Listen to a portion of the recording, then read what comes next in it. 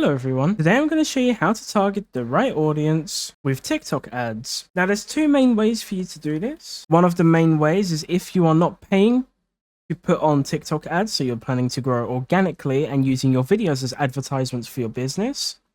Adding in hashtags and adding anyone that may be using, for example, your product is definitely the best way for you to do it when it comes to organically. Another way for you to target the correct audience is when you do use ads, TikTok will allow you to target users based on your specific interests on videos that you post. Let's say you're posting an ad for a new technology that you're bringing out.